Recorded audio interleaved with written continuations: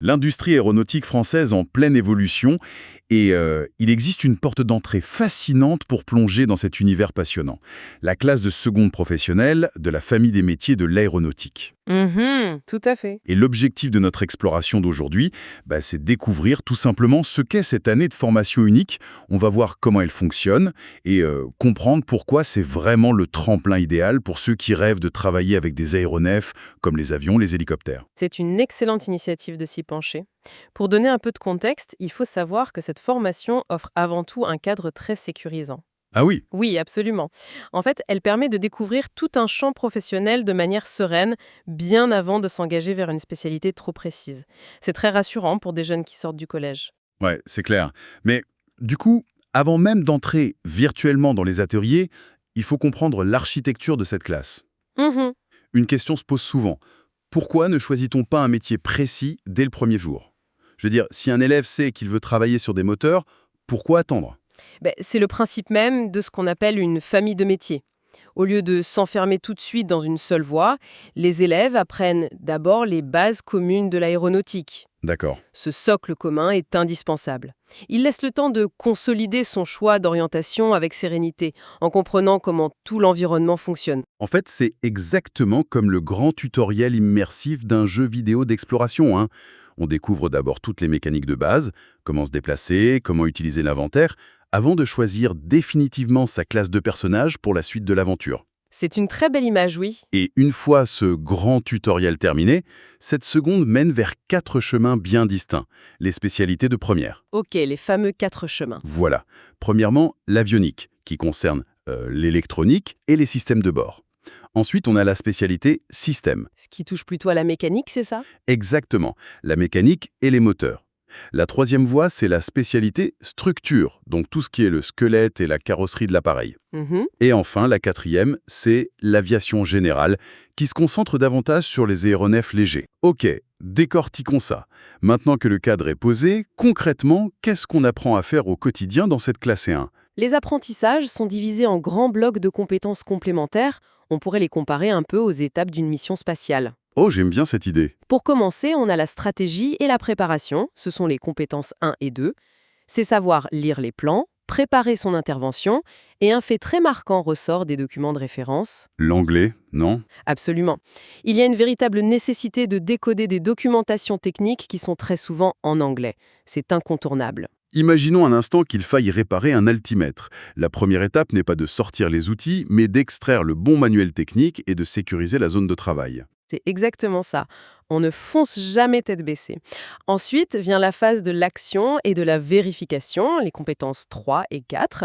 Donc là, on est dans le cœur du métier. Oui, on démonte, on fabrique, on répare. Ça passe par des gestes très précis comme poser des rivets ou fabriquer un harnais électrique. Et surtout, il y a l'inspection minutieuse. La vérification du travail. Voilà, dans l'aéronautique, le contrôle des non-conformités est vital. Chaque geste doit être vérifié et validé. C'est fascinant, mais ça m'amène au dernier bloc, l'attitude et la communication. On pourrait penser que ce n'est que de la mécanique pure, mais l'attitude semble tout aussi importante. Elle est même fondamentale. C'est le respect total des consignes de sécurité et ce qu'on appelle la démarche qualité. Mhm. C'est aussi la capacité à transmettre des informations très précises à son équipe, à l'oral comme à l'écrit, pour garantir la sécurité des vols. Une erreur de communication peut avoir des conséquences graves. Ouais, ça demande une belle maturité. Ces compétences semblent très sérieuses, très exigeantes. Mais comment sont-elles enseignées de manière vivante? Pour des jeunes, ça pourrait paraître un peu lourd, non? Ce qui est fascinant ici, c'est justement la méthode d'apprentissage. Tout passe par la pratique, par le faire. L'apprentissage par le faire. D'accord. Oui, la pédagogie est organisée en grandes séquences pratiques dans les ateliers. Les élèves n'ont acquérir les premiers gestes, puis très vite fabriquer un élément réel ou effectuer une opération de maintenance. Et les sources mentionnent des exemples concrets vraiment passionnants. Par exemple, les élèves peuvent concevoir et fabriquer un module de commande de vol avec l'aide de l'impression 3D. C'est ça, on utilise les technologies actuelles pour rendre l'apprentissage très concret et visuel. Ça donne vraiment envie. Et un autre point m'a marqué dans les documents, c'est la façon dont les matières générales sont intégrées. C'est ce qu'on appelle la co-intervention, c'est bien ça. Tout à fait. C'est un détail brillant de cette formation. Les matières générales, comme les mathématiques ou le français, ne sont pas isolées dans des salles de classe classiques. Les professeurs travaillent ensemble? Exactement. Le professeur d'enseignement professionnel et celui d'enseignement général interviennent en même temps sur un même projet. Pour donner un exemple concret à notre audience, c'est comme utiliser une soufflerie en cours de mathématiques et de sciences pour étudier l'aérodynamisme, la portance et la traînée d'une aile d'avion. Et ça lie directement la théorie mathématique pure à la pièce métallique que l'élève a touchée ou fabriquée en atelier. Les chiffres prennent vie. C'est merveilleusement bien résumé. La théorie prend tout son sens quand on l'applique immédiatement à la pratique. C'est ce qui maintient les élèves motivés et impliqués. C'est vraiment une pédagogie intelligente.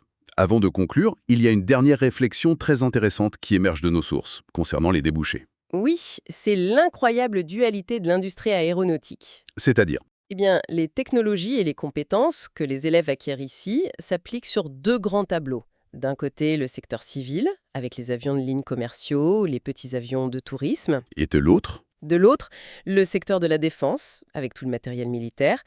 C'est un apprentissage continu qui ouvre véritablement les portes d'un secteur aux possibilités de carrière immenses et surtout en constante mutation.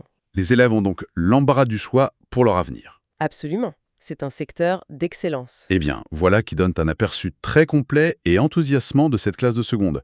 Il est possible d'écouter d'autres podcasts sur d'autres formations sur le podcast Choisis ta formation et ton métier et sur le YouTube Choisis ta formation et ton métier.